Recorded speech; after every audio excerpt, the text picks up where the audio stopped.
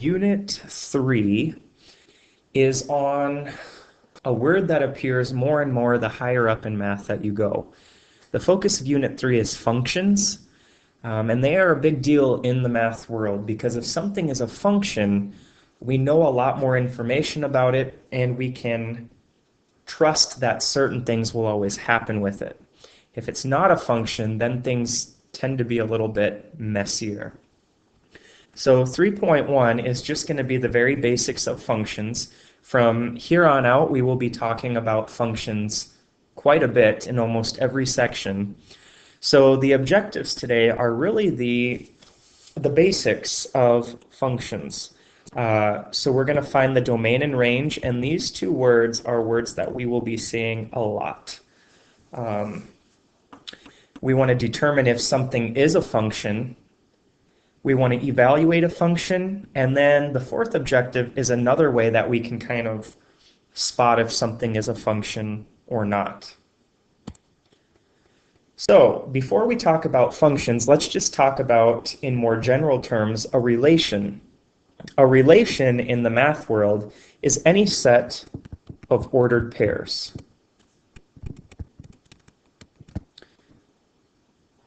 So for example, this example that I have down here, this is a relation. There's 1, 2, 3, 4, 5 ordered pairs. And remember, an ordered pair just represents a point on a graph. So like this first one, when they put 0 in, they got 9.1 out. When they put 10 in, they got 6.7 out, and so on. Now, two big words that we will be using from here on out. In a relation, the set of all the first components in the ordered pairs, they make up the domain of the relation. You can also think of the domain, sometimes this helps people. The domain is like the input, what you substitute in. So then the set of all the second components in an ordered pair is called the range.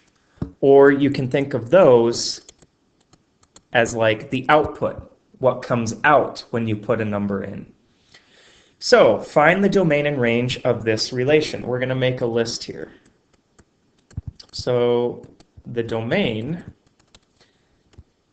I want to list all of my inputs. So in each ordered pair, the first value represents the inputs. So my domain would be 0, 10, 20, 30, and 42. I'm just listing them. If a number were to repeat, you only have to list it once. You don't have to list it multiple times. So then my range is going to be all of my outputs. So these are going to be the second values in the ordered pairs. So 9.1, 6.7, 10.7, 13.2, and 21.7. So the big thing I want you to really take away from this is when we talk about domain and range, we're really talking about what are all the values I can substitute in and what are all the values that I will get out. That's domain and range. So now we're going to connect it to this idea of a function. This is probably the word we will see the most in this class from here on out, this idea of functions. So I'll give you the fancy definition first, and then I'll tell you about my visuals that I have here. So in math, a relation in which each member of the domain corresponds to exactly one member of the range. If that happens, it's a function. So what do I mean by that? Well, if you picture, let's make a little chart, and I'm gonna use X and Y. So let's say I had X's of 1, 2, 10, and I don't know, 11. I'm just making up X values. And let's say when I substituted 1 in, I got 5 out. And when I substituted 2 in, I got 7 out.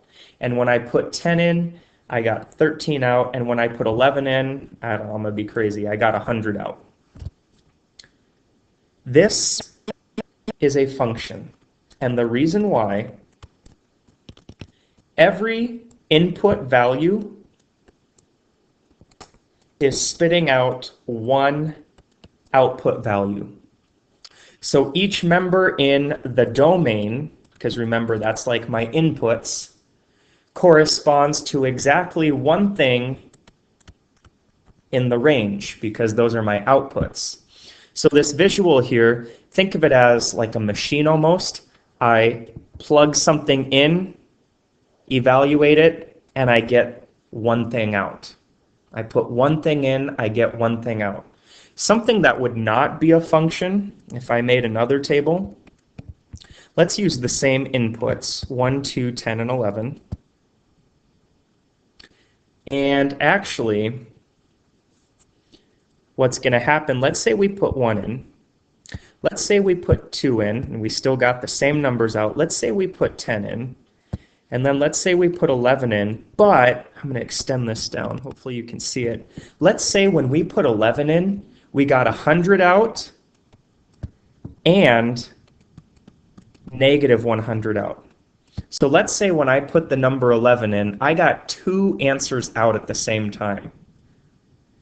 This is not a function. And the reason why, the input of 11 in the domain is actually giving me out 2 different values in the range. 11 is spitting out 2 things at the same time. That can't happen. Think of the machine. I put one thing in, I need to get one thing out, not more than one thing. So the reason why I have this pop machine picture over here, think of a function as a pop machine.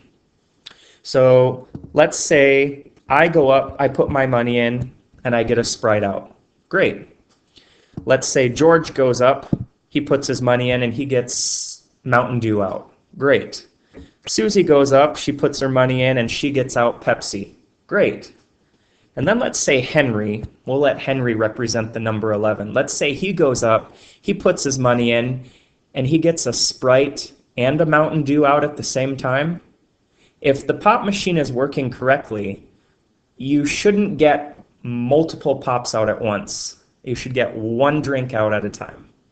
So I don't know if that will help you or confuse you even more, but you have to think if something is a function, each number in the domain, the inputs, has to give me only one thing out in the range, the outputs. So let's try an example of this. Determine whether the relation is a function. If this notation confuses you and you find it easier to think of it as a table, you can certainly do that. So 1 gave me 6, 2 gave me 6, 3 gave me 8, and 4 gave me 9. So let's look. Did every number in the input, the domain, give me one value out in the range? Well, 1 spit out 6, 2 spit out 6, 3 spit out 8, 4 spit out 9. Yes. And you might think, wait, there's 2 6s. That's okay. Each number in the domain is still only spitting out one number in the range. Think about it. I could go up to the pop machine and get a Mountain Dew out. And then Susie could come up to the pop machine. She could also get a Mountain Dew out. That's possible. So this would represent a function. Let's look at the next one. If I think of it as a chart, 6 spit out 1, 6 spit out 2, 8 spit out 3, 9 spit out 4. Is this a function? And you should say, no, this is not a function. And the reason why, the input of 6 is spitting out 2 different numbers at the same time.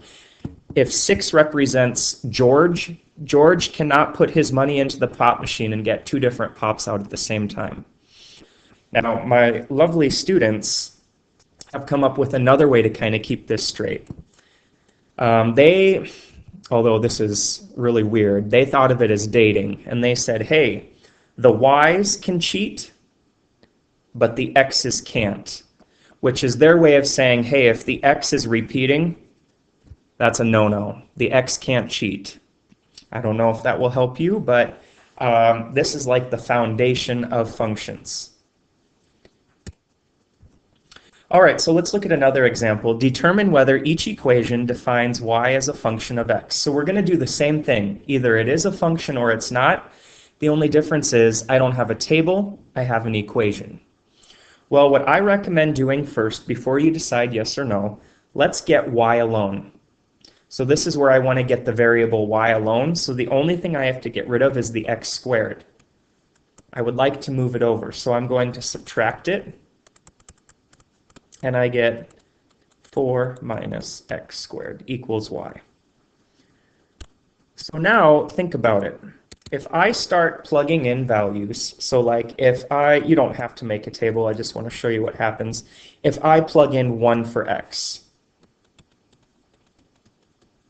1 squared is 1, I'd get 3 out. I got one number out. If I plug, I don't know, negative 2 in for x, negative 2 squared is 4, 4 minus 4, I get one number out. It turns out no matter what I substitute in for x, I will always get just one value out. Because each value in my domain is going to give me one value out in the range, this is a function.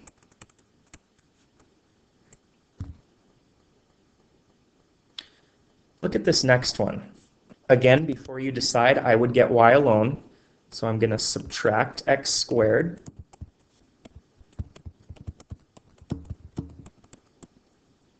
And then to finish getting y alone, I have to square root. Now hopefully you're yelling at me, because if you square root, make sure plus minus appears in front. So there's my equation with y alone. You cannot actually simplify this because of that subtraction in the middle, so it has to stay like that. And let's think about what would happen here. If I picked, 0. Let's say I plug 0 in for x. So 0 squared is 0. And then the square root of 4 is 2, but that plus minus is in front. So what does that mean? That means when I plugged in 0, I got 2 out, and I got negative 2 out. I got 2 answers out when I plugged one thing in. So automatically you should say, well, this is not a function, because I have a value in the domain giving me more than one value out in the range. So a good rule of thumb, what you can look for if you're deciding if it's a function or not from an equation, if there's a plus minus involved, that's not going to be a function, because that automatically means you're getting 2 values out. So I would get y alone first, and then decide. From here on out also, we are going to be dealing with something called function notation. And sometimes people ask me, okay, what is the purpose of function notation? And what I mean by that is it looks like this. And this is read as f of x. So if you hear me say f of x, I'm referring to that notation. You might say, why do we need that? Because all this is, it's another way of saying y. So why don't we just stick with y equals? Well, here's the reason why. A lot of the times in the higher up math classes, if I'm dealing with multiple equations and I'm looking at their graphs, so I'm just going to make something up. So let's say this red one, I graphed it and it was y equals something. And let's say I had a line and it was y equals something. And let's say I had a graph like this and it was y equals. Where the confusion comes into play, if they're all y equals, I don't know which one is which.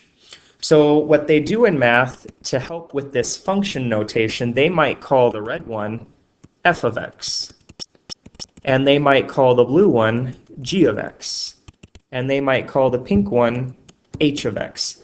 It's just a way to help tell the difference between multiple functions. It is the same thing as y. So don't let that throw you off. Let's try an example to get used to it. So if f of x equals x squared plus 3x plus 5, evaluate each of the following. So the first one wants f of 2. So what do they want me to do? What does that mean? Well, notice the 2 is sitting in the spot where x was sitting. So we are going to substitute 2 in for all the x's. So f of 2 equals 2 squared plus 3 times 2 plus 5. So 2 squared, 4, plus 6, plus 5. So f of 2 equals 15. So if I saw this notation, f of 2 equals 15, what that means is when x equals 2, y equals 15. That's what that means. When I plug 2 in, I get 15 out. Okay, let's try the next one. So this time, I want to replace all the x's with x plus 3.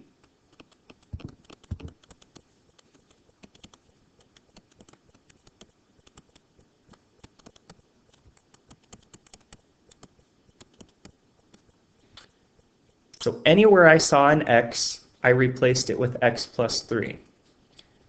Before we get too crazy, this first quantity, the x plus 3 squared, I'm going to write it twice because that's what the squared means. I'm going to bring everything else down for now. So to multiply this out, I'm going to have to FOIL it. So first times first, x squared. Outer times outer, x times 3, so 3x. Inner times inner, so another 3x. And then last times last, 9. And then the next set I'm going to distribute 3, so plus 3x plus 9, and then don't forget we still have the plus 5 on the very end. And now let's combine like terms. So I have x squared, looks like 9x total, and 9 plus 9 plus 5 looks like plus 23. This is my answer, and a lot of people say, wait, don't we have to solve it so that we get like x equals? No, the directions didn't say to solve, they just said evaluate. So it's like I'm substituting in and I'm simplifying, and that's it. Let's try the next one. This time I want to replace all the x's with a negative x. Be very careful on this one that you use parentheses, especially with that negative.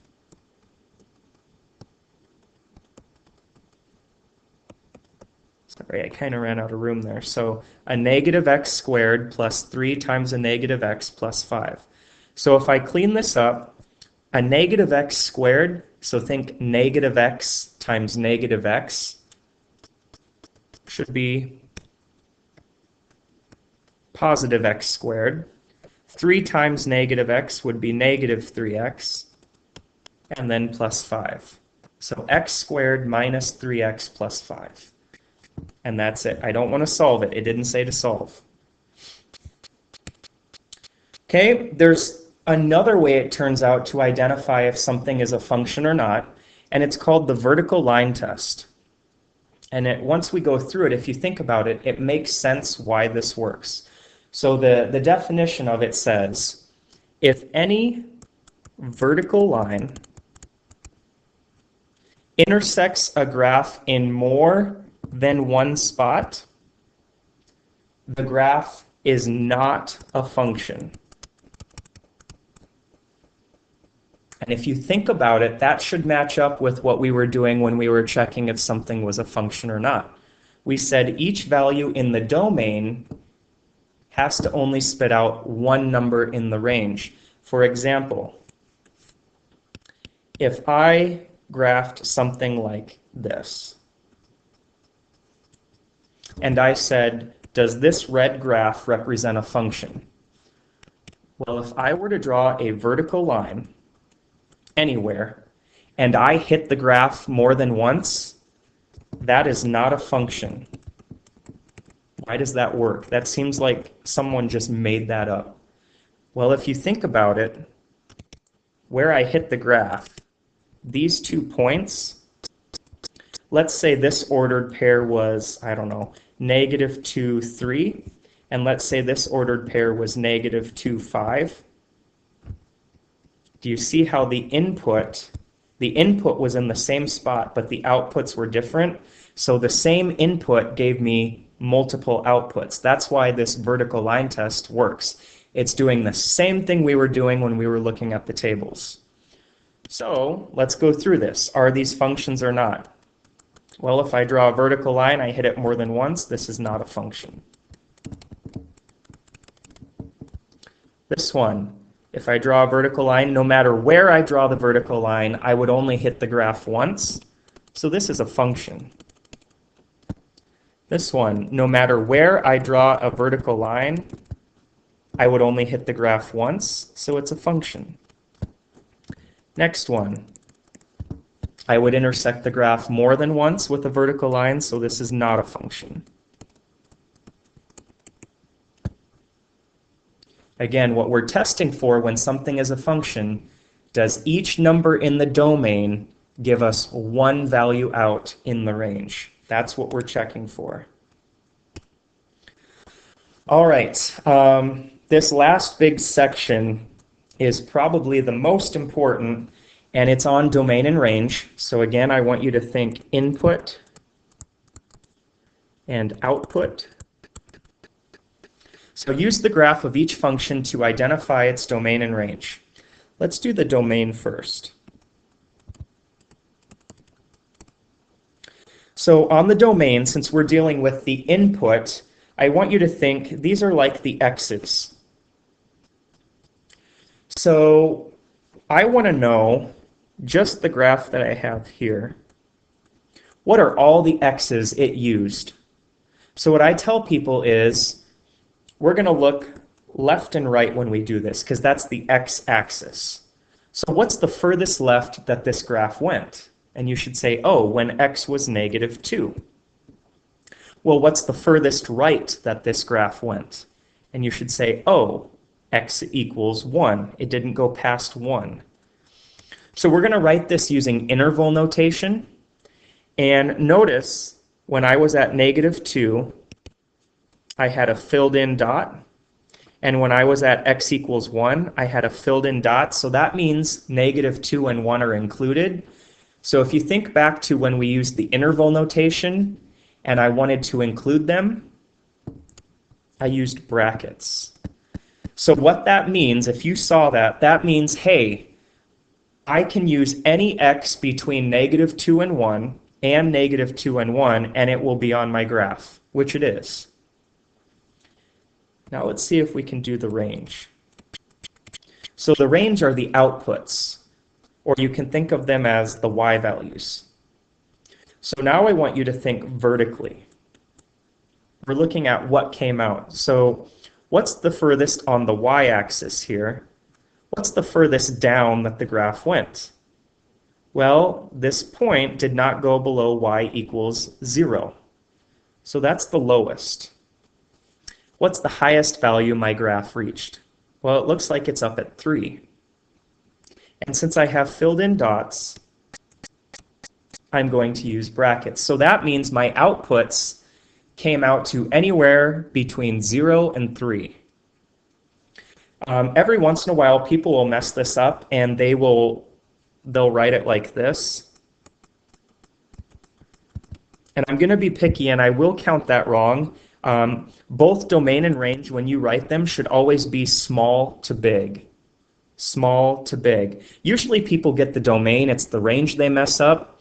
Now, if you're familiar with the rap industry, this is where my students roll my eyes, but my good friend Drake, the rapper, he had it correct when he said, we started at the bottom, now we're here. That's what I want you to think with the range. Go bottom to top, small to big.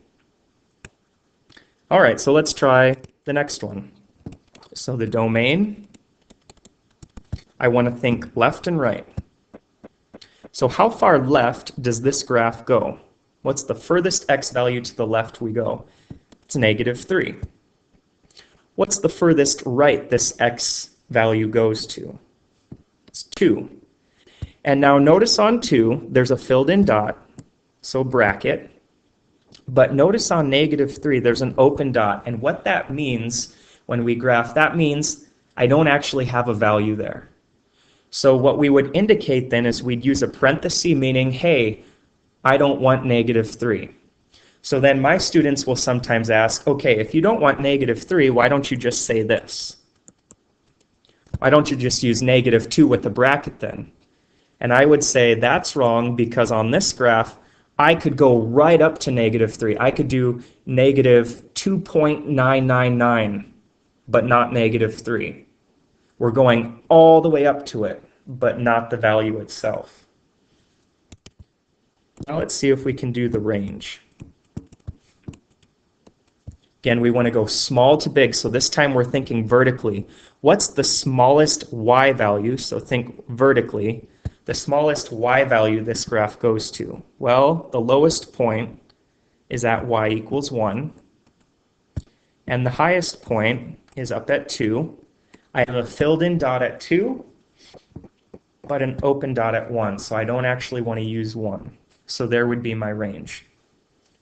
The whole purpose behind domain and range in the math world, it gives us an estimate or an idea of what the graph looks like and what values are acceptable to use.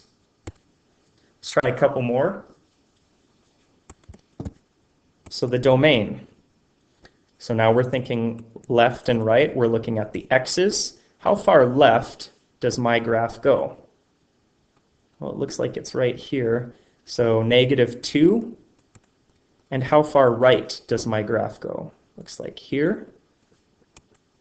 And now we just have to decide parentheses or brackets. I would want a bracket with -2 because I have a filled in value, and a parenthesis at 1 because I'm not actually including 1. Now let's do the range. We're going to think vertically. Make sure you go small to big.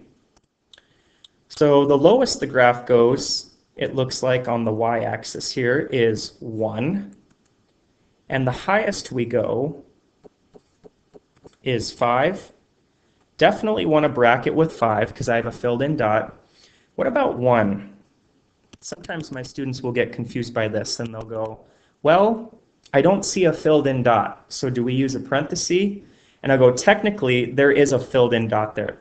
Anywhere the graph is, these are all filled in dots. They're just connected. If they don't want to use the value, you will see an open dot. So I'm going to use a bracket. Okay, next one, domain. We're going to think left and right. Now notice here, I don't know if it ran off very well on yours, but this graph, there's an arrow. So how far left does it go? The arrow indicates that, I'll be obnoxious, it's going to keep going forever. So what would I say for my left value if it's going to go forever? We should say -infinity. It's going to keep going. And then what's the furthest value to the right that my graph goes? Well, the furthest x value to the right is 4. So a bracket on 4, and remember I said in an early video, we always use parentheses with the infinities because I'll never reach them. Now let's do the range. So we're going to think, got to switch gears, you need to think vertical now. What's the lowest y value that my graph goes? 0. It does not go below y equals 0. What's the highest y value? Well, again, this graph is going to keep heading up. So how high does it go? People are sometimes tempted to say, oh, 2.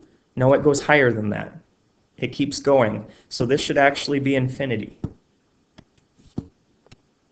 And then bracket with 0, parenthesis with infinity. The last thing kind of ties a lot of this stuff together. So use the graph to determine the function's domain, what we were just doing. So domain, you're thinking inputs, we're thinking left and right. So how far left does this graph go? Sometimes my students get caught in the trap. They'll say, oh, -3. And I'll say, well, if I were to actually trace this graph, it looks like I go further left than -3. And if I kept tracing it, that's not the best, but it's just going to keep heading left. So it should be -infinity. And as I look to the right, how far right do we go? You might be tempted to say 1, but I would argue, no, we go further than that. We're going to keep going. So the domain would be all x's. It's going to reach all x values because it keeps expanding. The range, we're going to think bottom to top. So how far down does this graph go? What's the lowest y value this graph goes? Well, it's going to keep heading down. So negative infinity. And what's the highest y value I go to? Well, it looks like it's up here. That's at y equals 4. Okay, if I want the x-intercepts, this is where we cross the x-axis. And again, when you graph something, the horizontal axis is the x-axis, the vertical is the y-axis. So where does this graph touch the x-axis?